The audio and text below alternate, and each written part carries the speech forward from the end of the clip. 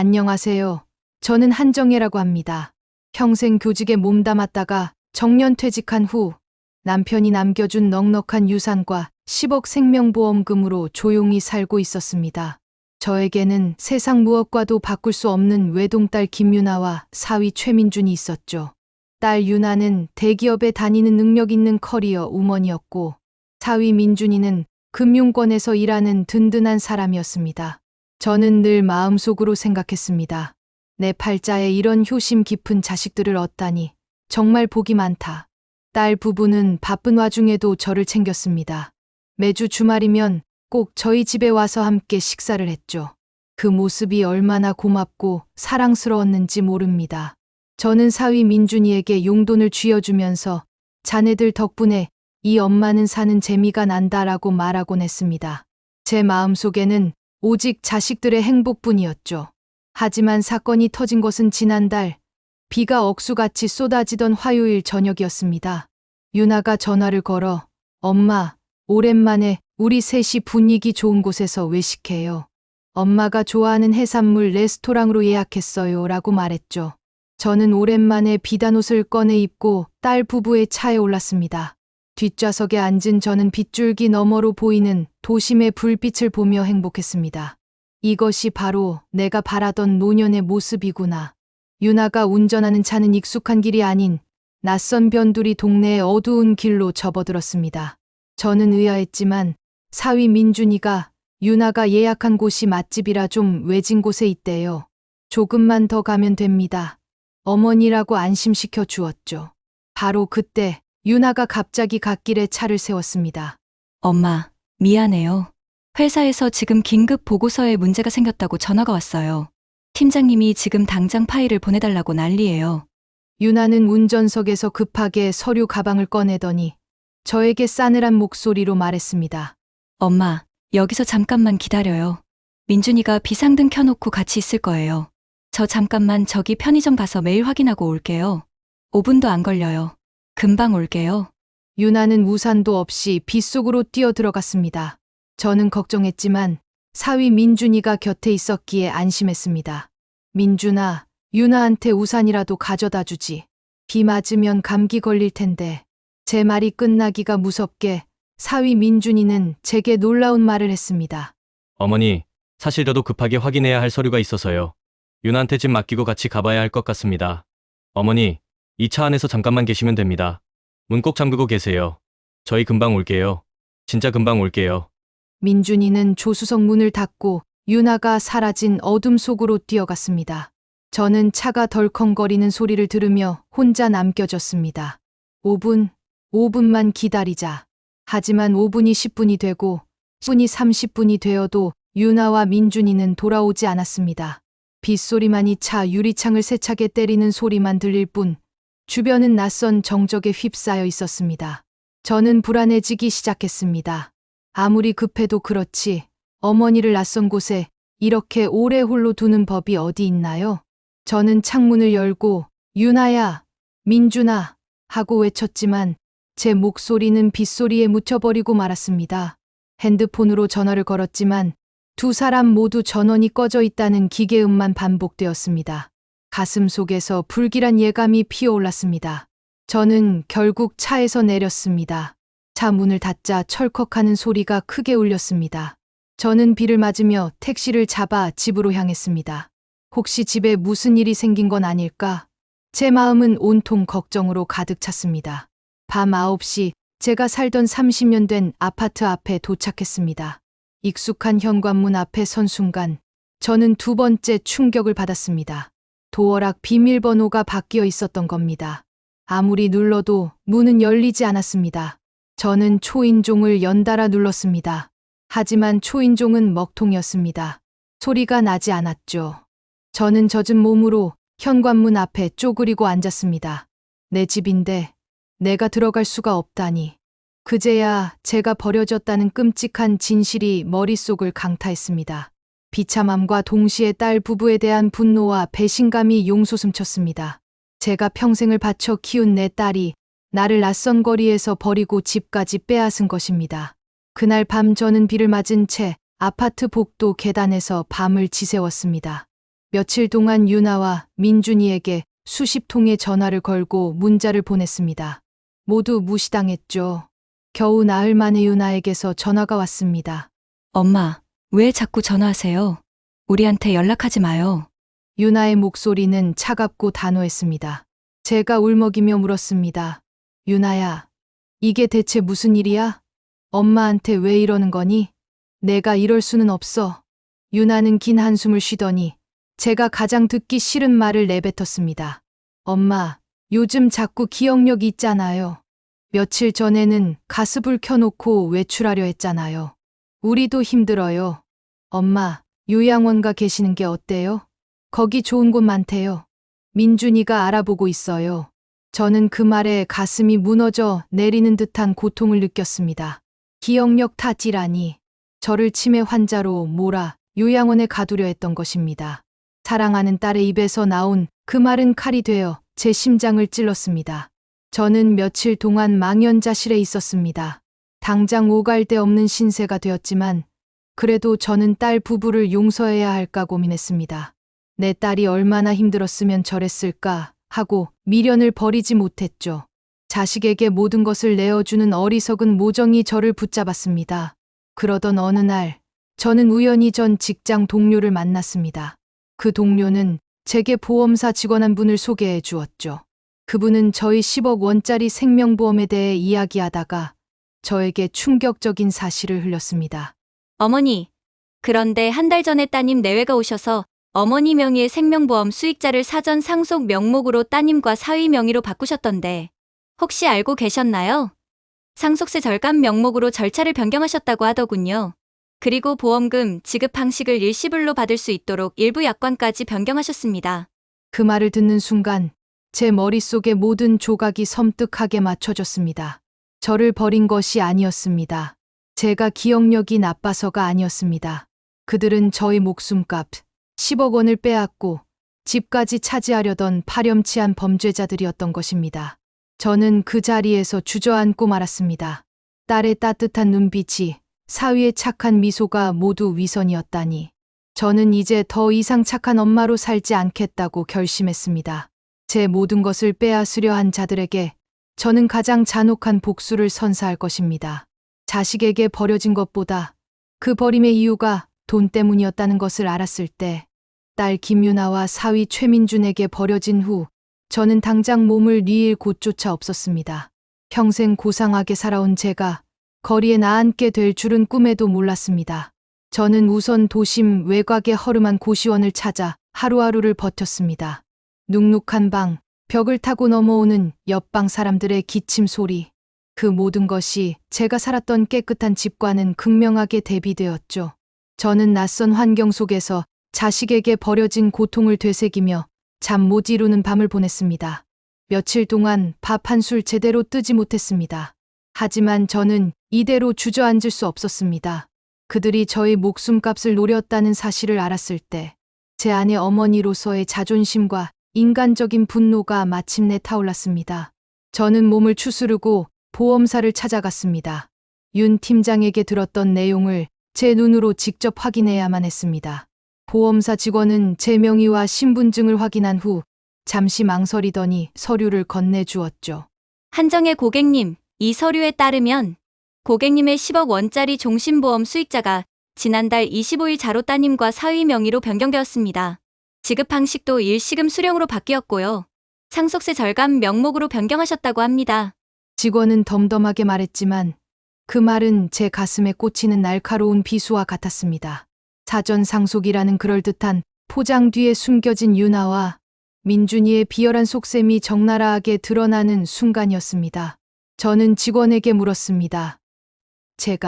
제가 직접 서명한 것인가요? 저는 기억이 나지 않습니다. 직원은 난처한 표정을 지었습니다. 서류상으로는 고객님의 도장이 찍혀 있고 따님과 사위분의 위임장이 제출되어 있습니다. 하지만 위임장에 사용된 인감증명서 발급 시점이 조금 의아합니다. 보통 이런 금액이 큰 경우 본인 확인을 엄격히 하는데 직원은 말을 흐렸지만 저는 알 수 있었습니다. 그들이 저를 요양원에 가두려 했던 것처럼 저의 기억력 감퇴를 핑계 삼아 인감 도용이나 허위 서류를 꾸몄을 가능성이 농후했죠. 이토록 치밀하고 잔인한 계획을 제 딸이 세웠다는 사실에 손이 떨렸습니다. 저는 고시원으로 돌아와 좁은 방에 앉았습니다. 낡은 책상 위에 보험 관련 서류 사본을 펼쳐놓았죠. 교사 시절 저는 단 한 번의 실수도 용납하지 않는 깐깐함으로 유명했습니다. 이제 그 분석적이고 논리적인 사고를 이 파렴치한 자식들에게 쏟아붓기로 결심했습니다. 바로 그때 유나에게서 문자가 아닌 전화가 걸려왔습니다. 저는 심호흡을 하고 전화를 받았습니다. 엄마, 생각은 좀 해봤어요? 유나의 목소리는 일말의 죄책감도 없이 사업가처럼 냉정했습니다. 저는 감정을 억누르며 물었습니다. 유나야, 너희가 내 생명보험을 너희 이름으로 바꾼 것이 사실이니? 유나는 잠시 망설이는가 싶더니 곧바로 목소리를 높였습니다. 엄마, 그거 상속세 절감하려고 민준 씨가 다 알아서 한 거예요. 엄마가 나중에 쓸어주시면 복잡해지니까 미리미리 정리한 건데 왜 그걸 가지고 문제 삼아요? 문제! 내 엄마를 길거리에 버리고 내 집을 빼앗고 내 목숨값까지 가로채려 했는데 그게 문제 아니니? 내가 이럴 수 있니? 내 딸이! 제 목소리가 격앙되자 유나는 더욱 싸늘하게 최후의 통첩을 던졌습니다. 좋아요, 엄마. 길게 얘기할 필요 없어요. 민준 씨가 최종 제안을 했어요. 엄마가 지금이라도 요양원에 들어가서 조용히 계시고 집 명의를 우리에게 넘겨주면 매달 생활비 50만 원을 드리겠다고요. 아니면 이대로 경찰에 신고하든지요.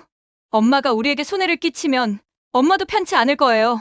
엄마가 기억력이 오락가락한다는 증거는 우리에게 있어요. 저는 유나의 비열한 협박에 온몸이 떨렸습니다. 매달 50만 원이라니 저희 10억 원과 30년 평생 살던 집에 대한 대가가 고작 50만 원이었습니다. 자식에게 존재 자체가 짐으로 취급당하느니 뼈아픈 현실에 저는 깊은 분노와 모멸감을 느꼈습니다. 저는 더 이상 울지 않았습니다. 눈물을 닦고 차가운 미소를 지었습니다. 유나야, 민준아, 너희의 제안 거절한다. 내가 너희에게 키워준 은혜가 있다면 너희는 나에게 되돌려 받아야 할 빚이 있을 것이다. 너희가 내게 요양원을 권했으니 나는 너희에게 법원 출석 통지서를 선물해 주겠다. 너희가 나를 치매 환자로 만들려 했으니 나는 너희를 범죄자로 만들어 주겠다. 유나는 제 단호한 목소리에 당황한 듯 잠시 말이 없었습니다. 엄마, 지금 무슨 소리 하는 거예요? 우리 경찰에 신고하면 친족 상도례 때문에 처벌도 안 받아요. 괜한 짓 하지 마세요.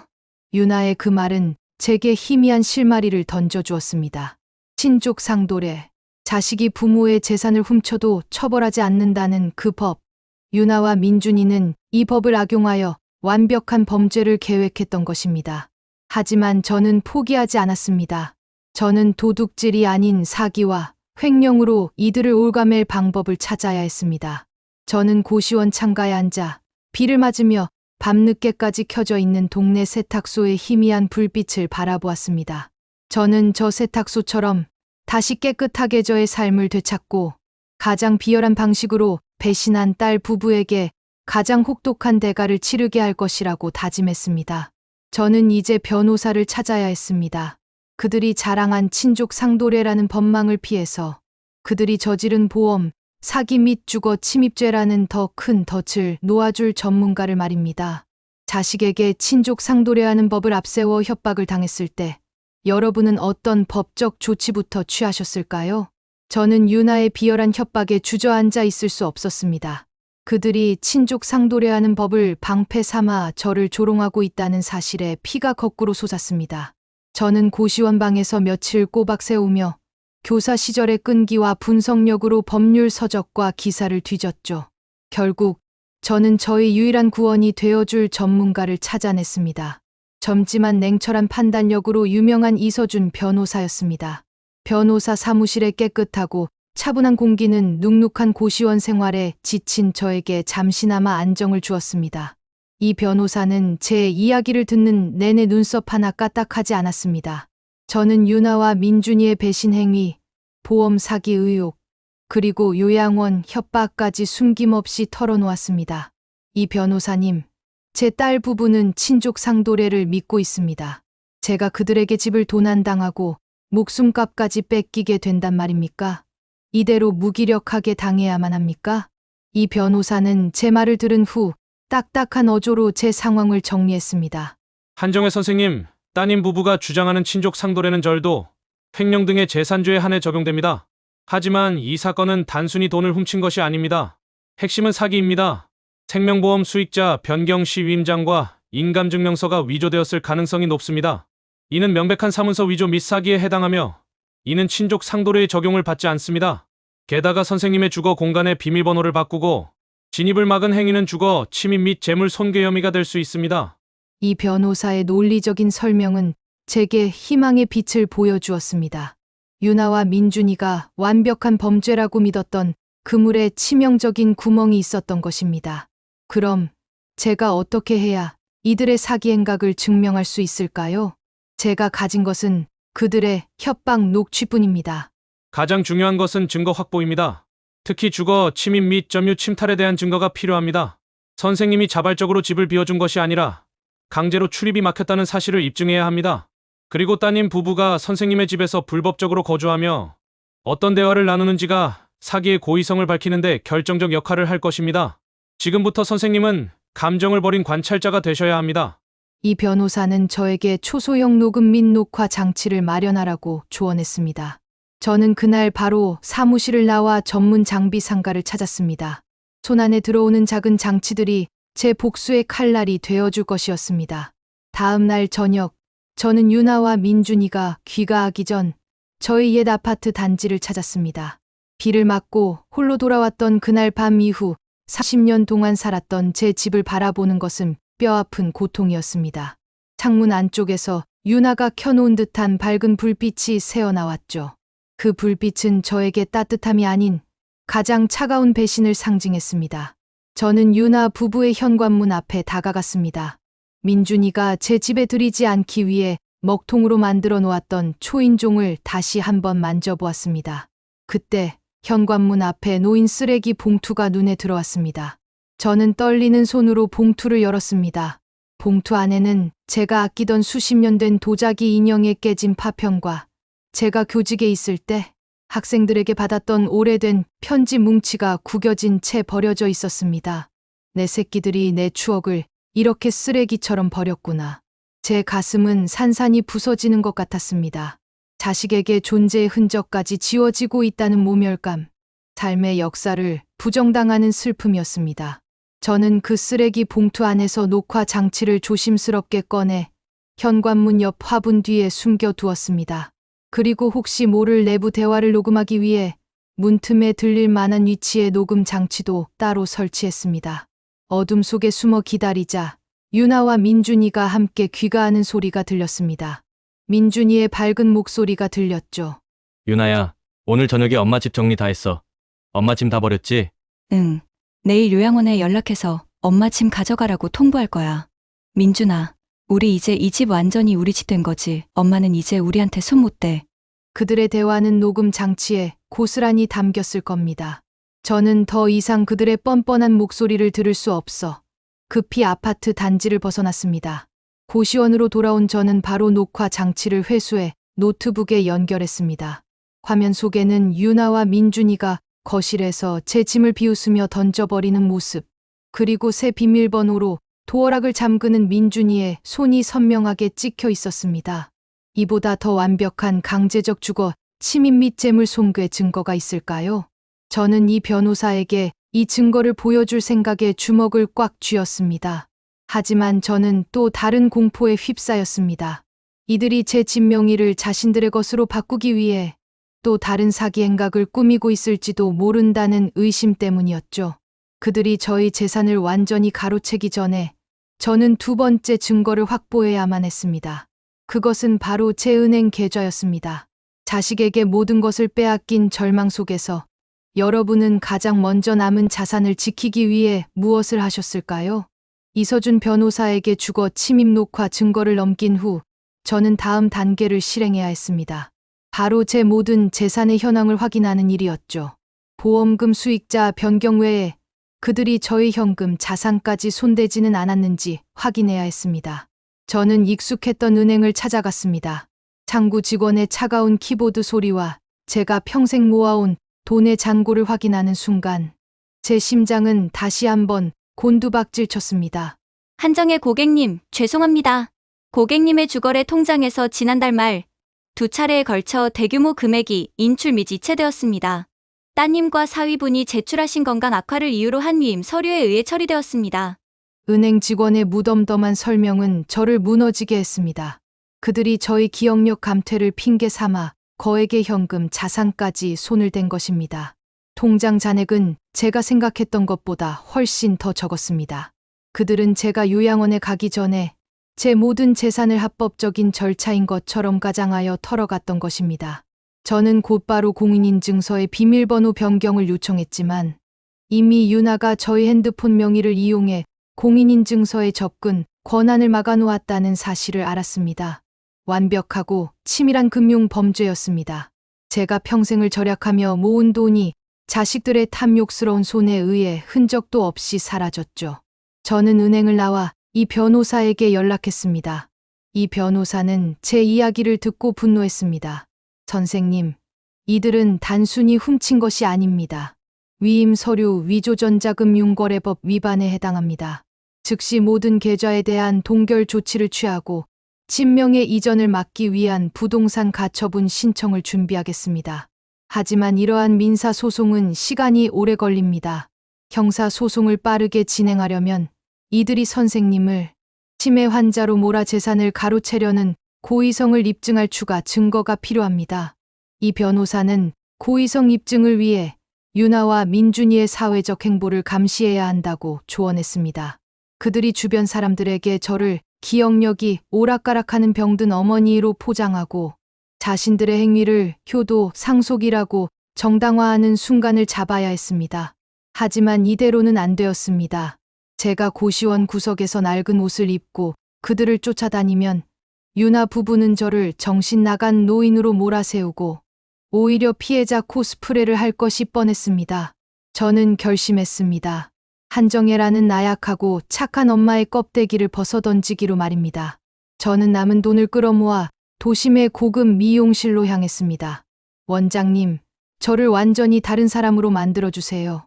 아무도 저를 알아보지 못하게, 하지만 제 위험은 잃지 않게 해주세요. 백발이었던 머리는 짙은 갈색으로 염색되었고 깔끔하게 커트되어 세련된 스타일로 바뀌었습니다. 피부 관리를 받고 평생 입어보지 않던 화려한 색상의 정장을 구입했습니다. 거울 속에 비친 저는 더 이상 버려진 고시원 엄마가 아니었습니다. 냉철하고 지적인 중년의 전문 여성의 모습이었습니다. 저는 제 자신에게 말했습니다.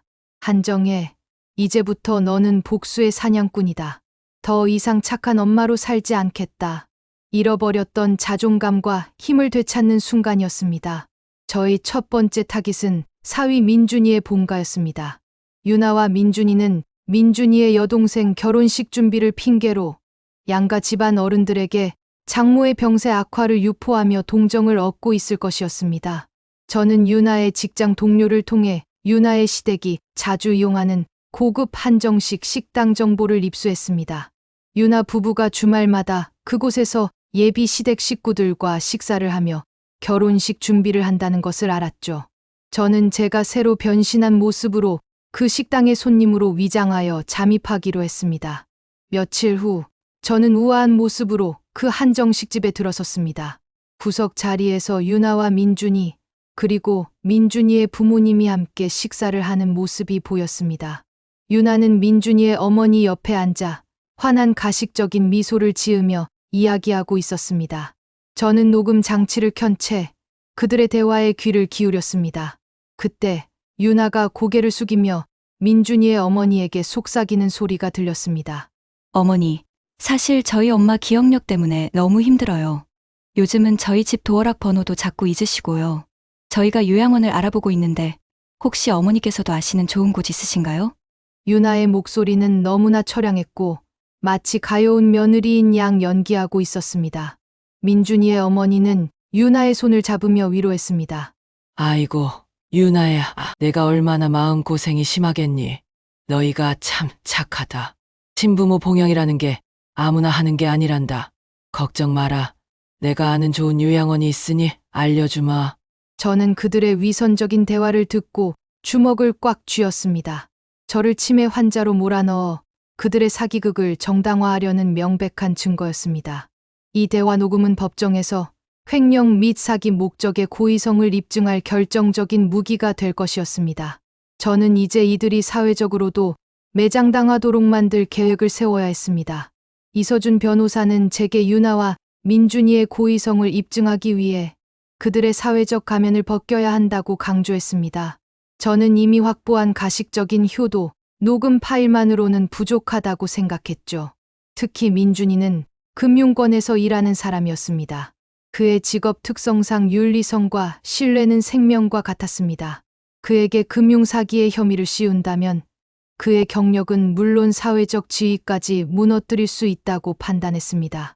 저는 새롭게 변신한 제 모습을 무기로 삼아 민준이의 심장부를 겨냥하기로 했습니다. 그의 직장 동료를 통해 민준이가 매년 참석하는 금융업계의 고위금 모임 정보를 알아냈습니다.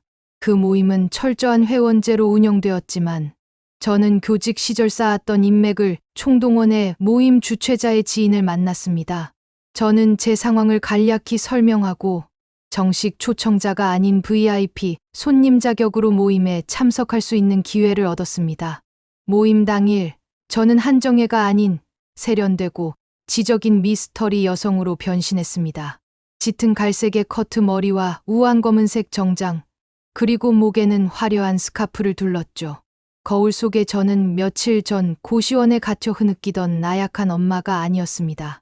복수를 위해 태어난 냉철한 사냥꾼의 모습이었습니다. 모임 장소는 서울의 최고급 호텔 연회장이었습니다.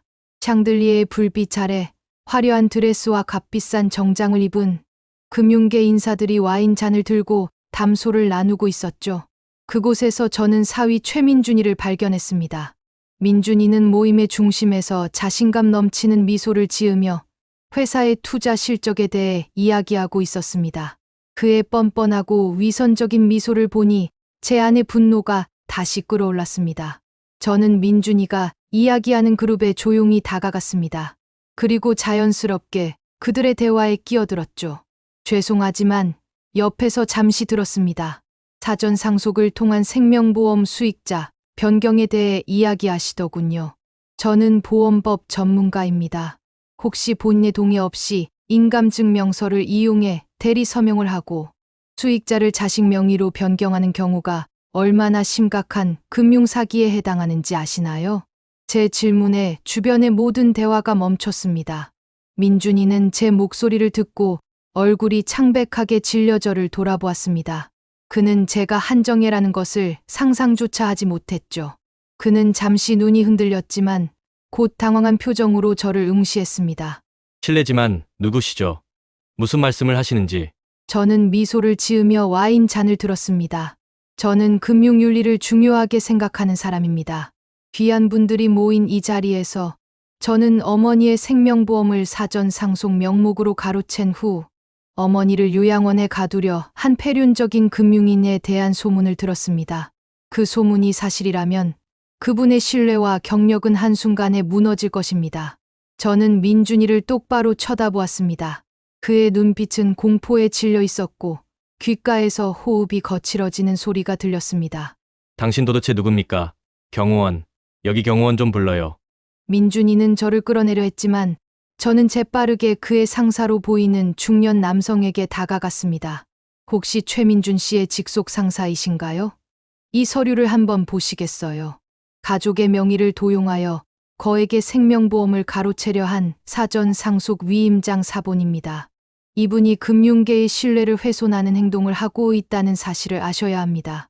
부모에게 폐륜을 저지르는 사람이 과연 회사에는 충성할까요? 저는 준비했던 위임장 사본실제 제 도장이 찍힌 그러나 위임된 적 없는 서류를 그의 상사에게 건네주고 그 자리를 떠났습니다. 민준이는 멈춰요. 어머니, 아니, 당신이라고 소리쳤지만 저는 뒤도 돌아보지 않았습니다. 저는 모임 장소를 빠져나와 민준이에게 문자를 보냈습니다. 내가 나를 요양원에 가두려 했던 그날부터 너의 커리어는 끝났다. 10억 생명보험의 대가는 내 경력 전체가 될 것이다. 그날 저녁 저는 고시원으로 돌아와 승리감에 찬 희열을 느꼈습니다.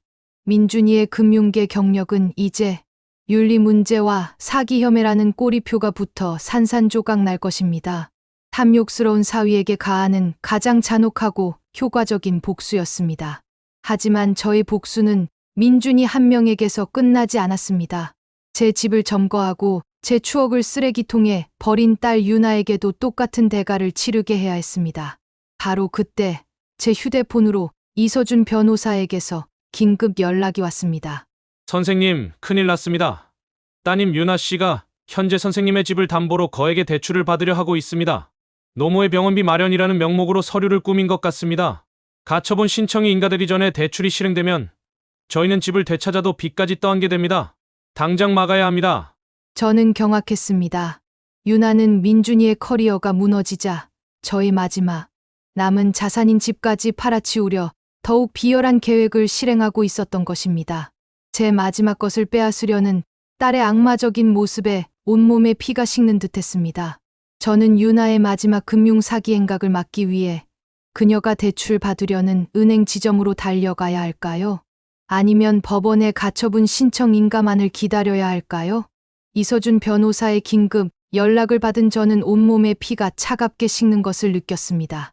딸 유나가 민준이의 커리어가 무너지자마자 노모의 병원비 마련이라는 가증스러운 명목으로 제 집을 담보로 거액의 대출을 받으려 한다니.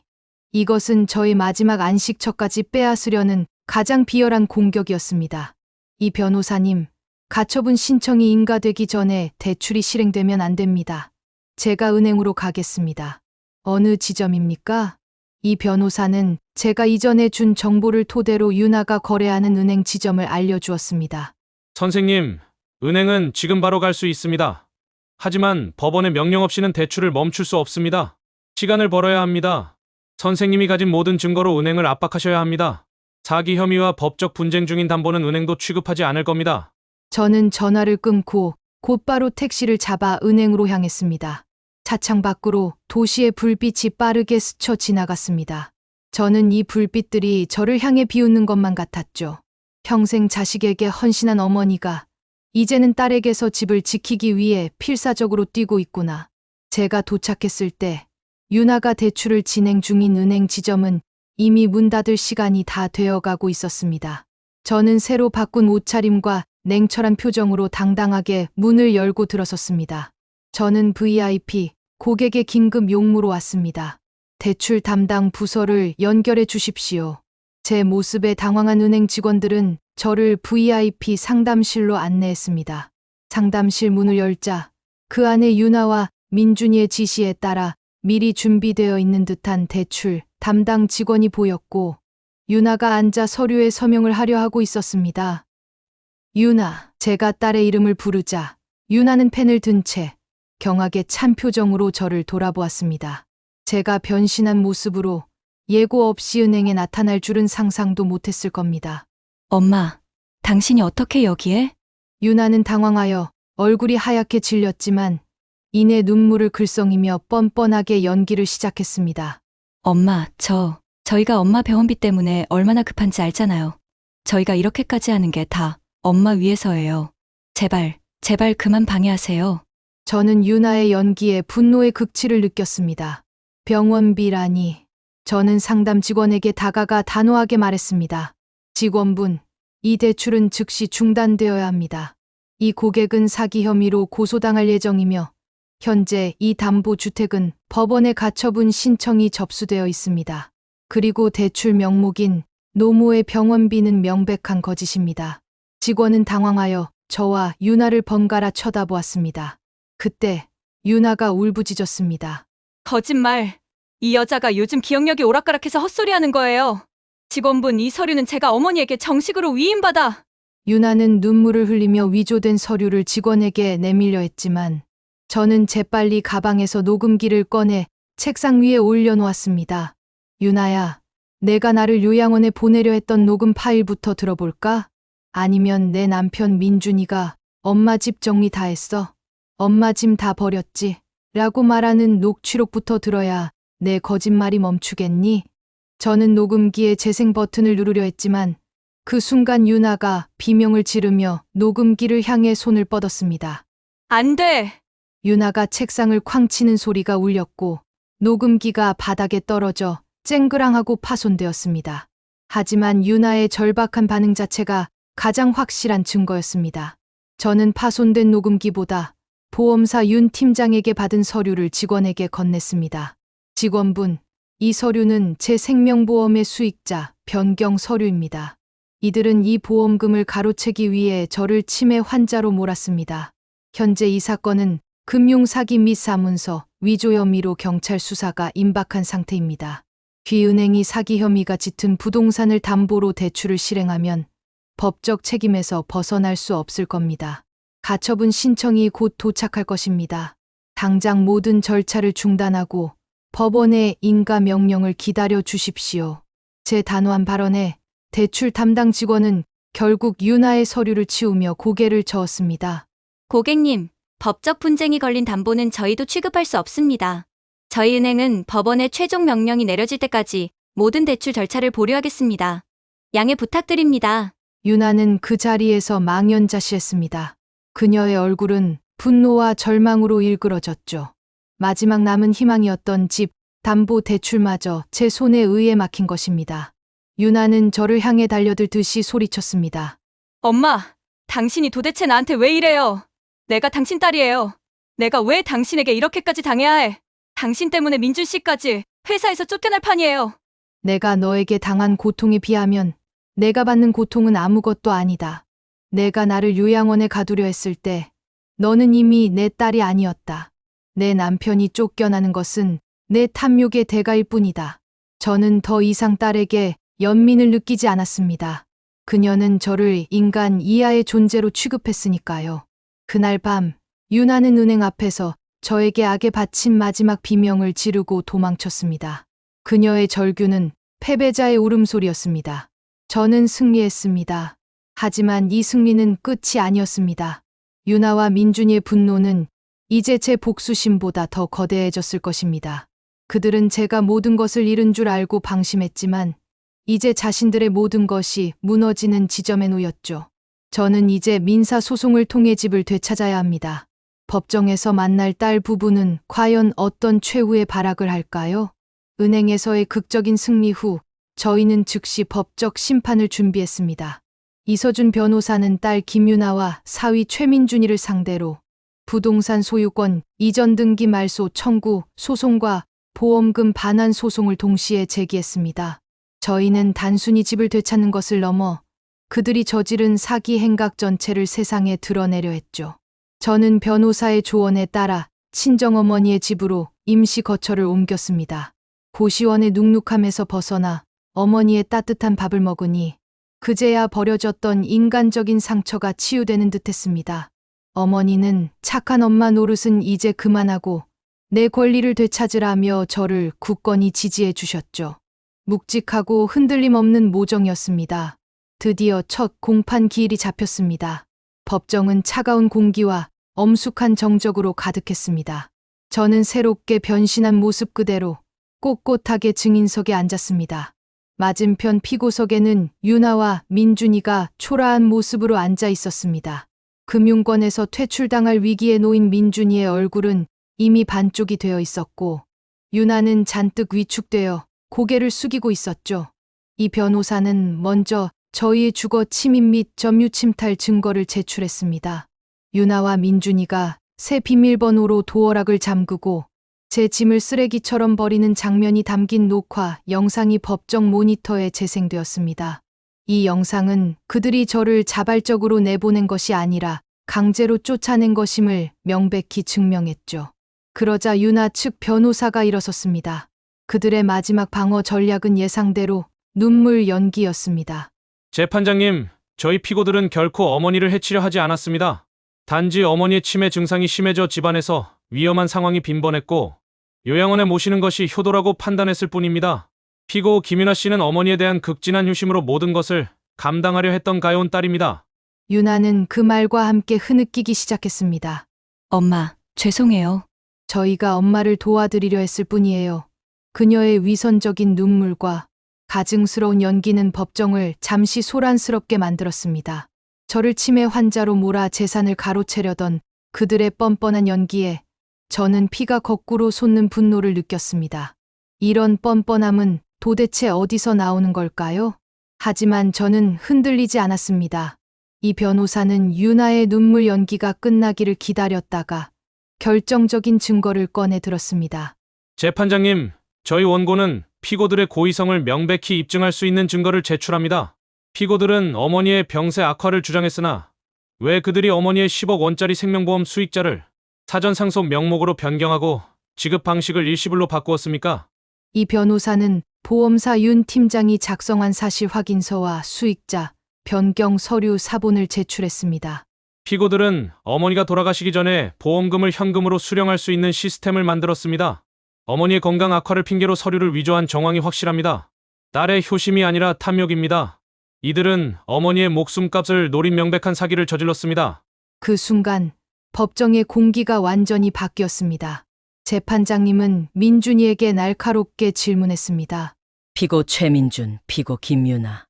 노모의 요양을 주장하면서 왜 어머니의 생명보험금을 사전 상속 명목으로 변경하고 집 명의까지 가로채려 했습니까? 보험금은 오로지 피고들의 생계 목적으로 사용될 것이었습니까? 민준이는 당황하여 말을 더듬었습니다. 그것은 어머니가 자발적으로 나중에 상속세를 아끼자고. 유나 역시 고개를 들지 못했습니다. 그녀의 눈물은 공포로 변했고 더 이상 슬픔의 연기를 할 수 없었습니다. 저는 그들의 초라하고 비열한 모습을 보며 마침내 심판이 임박했음을 깨달았습니다. 재판장님은 서류를 내려놓으며 단호하게 말했습니다. 본 재판부는 피고들의 점유 침탈 및 보험 사기에 대한 고의성이 명백하다고 판단하는 바입니다. 피고들이 어머니의 재산을 노린 계획적 범죄를 저지른 정황이 확실합니다. 원고의 소유권 이전 등기 말소 청구는 정당하며 보험금 반환 소송에 대해서도 원고의 주장을 받아들입니다. 자세한 판결문은 추후 송달될 것입니다. 재판장님의 결정적인 판결이 나오자 유나와 민준이의 얼굴은 완전히 하얗게 질렸습니다. 그들은 자신들의 완벽한 범죄가 친족 상도례라는 법망을 넘어 사기로 단죄받았다는 사실에 경악했죠. 저는 눈물을 닦았습니다. 이서준 변호사가 제 어깨를 두드리며 선생님, 이겼습니다 라고 속삭였지만 저는 승리감보다는 가슴 아픈 회한을 느꼈습니다. 제가 낳아 기른 딸을 법정에서 심판해야 했다는 사실이 저의 마음에 지울 수 없는 상처를 남겼습니다. 법정을 나서는 순간 유나는 저를 향해 달려들듯이 소리쳤습니다.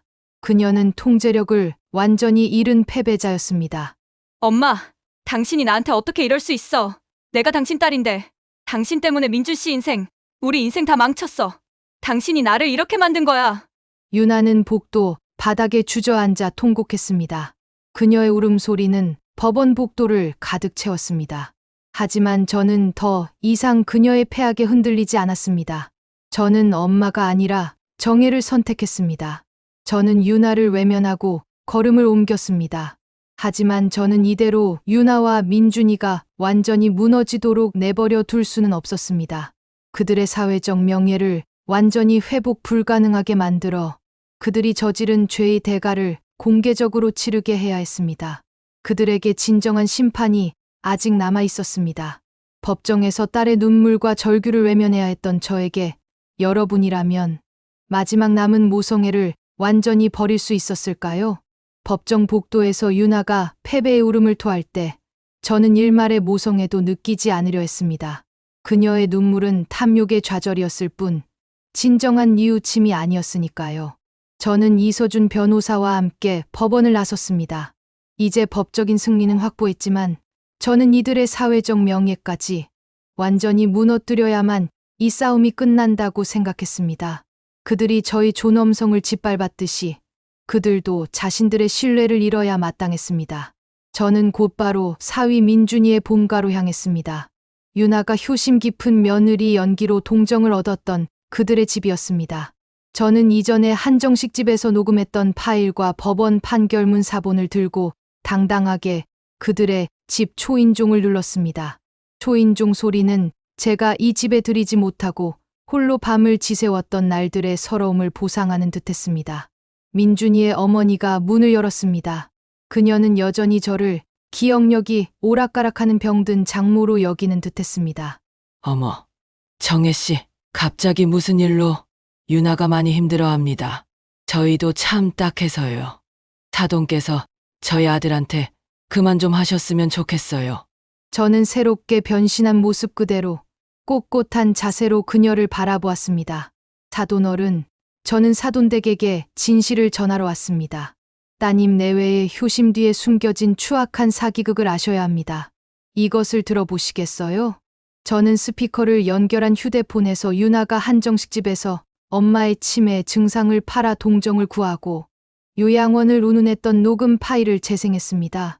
유나의 가식적인 목소리가 거실을 울렸고 민준이의 어머니는 경악에 찬 표정으로 귀를 막았습니다. 아니, 이게 무슨 유나가 이렇게까지 거짓말을? 저는 이어서 법원의 판결문 사본과 사문서 위조된 보험, 서류 사본을 그녀 앞에 내려놓았습니다. 사돈어른, 따님과 사위는 저를 치매 환자로 몰아 10억 원짜리 생명보험을 가로채고 제 집까지 빼앗으려 했습니다. 이것은 효도가 아니라 폐륜적인 범죄입니다. 사돈댁이 그들의 거짓말에 동조했다는 사실은 알고 계셔야 합니다. 민준이의 어머니는 충격의 말을 잇지 못했습니다. 그녀는 결국 자신이 속았다는 사실과 탐욕스러운 며느리 때문에 아들의 결혼 생활과 사회적 명예가 완전히 파탄났다는 사실에 주저앉아 통곡했습니다. 그녀의 통곡 소리는 유나와 민준이가 지은 죄의 무게를 상징하는 듯했습니다. 이 소식은 순식간에 민준이의 직장과 유나가 활동했던 모든 사회적 커뮤니티에 퍼졌습니다. 금융사기 혐의와 폐륜 범죄라는 꼬리표는 그들의 모든 사회적 기반을 무너뜨렸죠. 특히 효심을 가장한 보험금 사기라는 끔찍한 진실은 그들을 회복 불가능한 사회적 매장 상태로 만들었습니다. 법원의 최종 판결에 따라 저희 집 소유권 이전 등기는 원래대로 한정의 명의로 돌아왔습니다. 10억 원짜리 생명보험의 수익자도 다시 저로 변경되었고 유나와 민준이에게 넘어갔던 현금 자산 역시 민사소송을 통해 상당 부분 환수되었습니다. 유나와 민준이는 사기 및 사문서 위조 혐의로 검찰에 송치되었고 민준이는 직장에서 파면되었습니다. 유나는 모든 것을 잃고 민준이와 이혼 소송에 들어갔다는 소식이 들려왔습니다. 그들은 돈 때문에 저를 버렸고 결국 돈 때문에 서로를 버리는 최악의 결말을 맞은 것입니다. 저는 마침내 30년 만에 되찾은 제 집현관 앞에 섰습니다. 초인종은 다시 정상적으로 작동했고 도어락 비밀번호는 저희 생일로 다시 바뀌었습니다. 문을 열고 들어서자 텅 빈 거실이 저를 맞았습니다. 유나가 버렸던 저희 오래된 추억들은 사라졌지만 그 자리에 새로운 삶을 시작할 수 있는 평화가 채워졌습니다. 저는 텅 빈 거실에 앉아 깊은 한숨을 내쉬었습니다. 잃어버렸던 삶의 터전을 되찾은 안도감과 슬픔이었습니다. 저는 유나를 용서할 수 없었습니다. 하지만 그들을 향한 분노의 감정은 이제 저에게서 사라졌습니다. 심판은 법이 그리고 사회가 대신 해줬기 때문입니다. 저는 다시 교사 한정혜의 삶으로 돌아왔습니다. 여전히 혼자이지만 저는 더 이상 외롭지 않습니다. 제 자신을 지킬 수 있는 용기와 냉철한 지성이 있다는 것을 깨달았으니까요. 저는 저희 생명보험금을 사회에 소외된 이들을 위한 장학재단에 기부하기로 결정했습니다. 제 목숨값이 탐욕스러운 자식들의 손에 더럽혀지는 대신 세상에 선한 영향력을 끼치게 하고 싶었습니다. 자식에게 모든 것을 내어주는 착한 엄마의 역할이 때로는 아이의 탐욕을 키운다는 것을 깨달았습니다. 어머니의 존엄성을 잃는 순간 딸은 어머니를 돈을 가진 나약한 대상으로 보게 됩니다. 자식에게 버림받았다는 슬픔보다 내 인생의 가치와 재산을 지키는 정의가 저에게는 더 큰 자유와 자존심 회복을 가져다 주었습니다. 세상의 모든 부모님들은 사랑과 경계 사이에서 지혜를 찾아야 합니다. 저희 슬픈 이야기가 여러분에게 인생의 주인은 바로 자신이라는 교훈을 남기길 바랍니다. 인생의 모든 것을 걸고 치른 싸움 끝에 여러분은 가장 귀중한 것이 재산이었나요? 아니면 자존심이었나요?